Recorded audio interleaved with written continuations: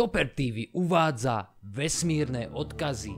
Dnes si predstavíme odkazy, ktoré sme ako civilizácia vedome alebo nevedome odoslali do vesmíru. Dozvieme sa, čo všetko sme dali o sebe vedieť a kde až tieto správy dorazili.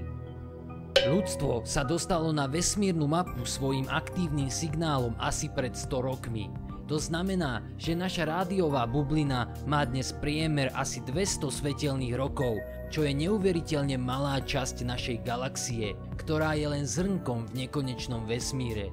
Medzi prvé videosignály, ktoré boli dostatočne silné na to, aby opustili Zem, patrí signál z roku 1936. Jedná sa o vysielanie z otváracieho ceremoniálu olympijských hier. Vcelku príjemná predstava, že mimozemská civilizácia zachytí spoločné hry oslavujúce ľudské výkony. Až na to, že uvidia tento záber a na ňom človeka, ktorý hry otváral, Adolfa Hitlera. Okrem týchto neúmyselných pokusov kontaktovať možnú mimozemskú civilizáciu sme vyslali aj zopár konkrétnych signálov práve za týmto účelom.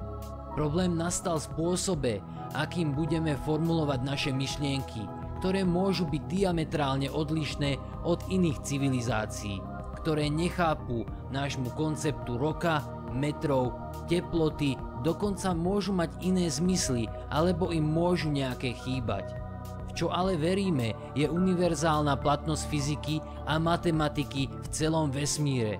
V roku 1974 bol takýto odkaz poslaný smerom k zhluku hviezd M13 a doraziť by tam mal za 25 000 rokov a ďalších 25 000 rokov musíme počkať na prípadnú odpoveď. Správa Arecibo bola zostavená Frankom Drakeom a Carlom Saganom. Na odoslanie bolo potrebných 1679 rádiových signálov, ktoré pri správnom usporiadaní vytvoria mriežku z 23 stĺpcov a 73 riadkov.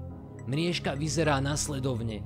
Nesie informácie o binárnom zobrazení čísiel od 1 po 10. Informácie o najdôležitejších prvkov pre človeka ako vodík, uhlík, kyslík, fosfor a dusík.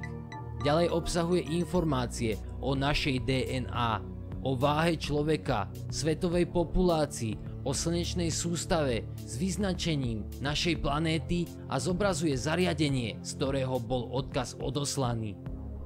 Najrýchlejší fyzický odkaz, ktorý ľudstvo vyrobilo a poslalo, je upevnený na sondách Pioneer 10 a Pioneer 11, ktoré boli vypustené v 70. rokoch minulého storočia s úmyslom opustiť slnečnú sústavu a pokračovať ďalej. Na tomto odkaze môžete zistiť aktuálnu polohu nie len týchto sond, ale aj mnohých iných, vrátane planét a ich mesiacov vo vami vybranom čase.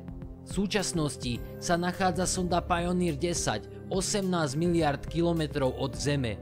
Odkazy na týchto sondách boli opäť navrhnuté Frankom Drakeom a Carlom Saganom. V spodnej časti plakety je zobrazená slnečná sústava a trajektória sondy, ktorá opúšťa našu Zem.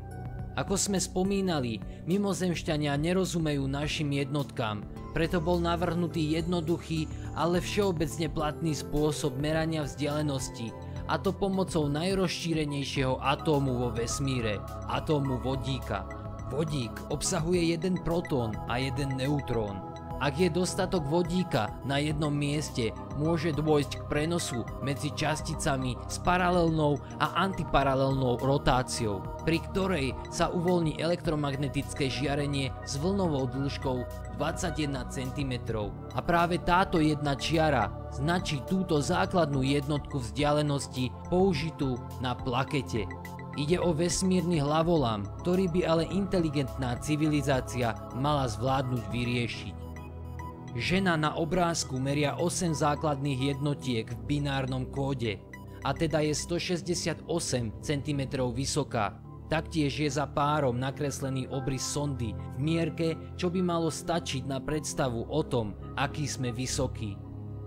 V strede tohto diagramu sa nachádza bod reprezentujúci Zem a mapa, ako nás nájsť. Tieto čiary od Zeme ukazujú polohu a proporcionálne vzdialenosti od 14 rôznych pulzárov k nám. Pulzár je hviezda, ktorá pravidelne vystreluje veľké množstvo elektromagnetického žiarenia. Ku každému pulzáru je priradená jeho špecifická perióda vyžarovania. Táto čiara znázorňuje vzdialenosť od nás do centra našej galaxie. Ak sa mimozemšťanom podarí stotožniť uvedené spektrum s reálnymi pulzármi a ich polohu k Zemi, budú mať k dispozícii mapu našej časti galaxie a môžu nám prísť vrátiť sondu osobne. Šance na zachytenie sondy sú však veľmi malé. Dnes sme si predstavili vesmírne odkazy, ktoré ľudstvo poslalo do hlbín nekonečného vesmíru. Ak sa vám naše video páčilo, nezabúdajte lajkovať, komentovať a odoberať. A ako vždy, ďakujeme za vašu pozornosť.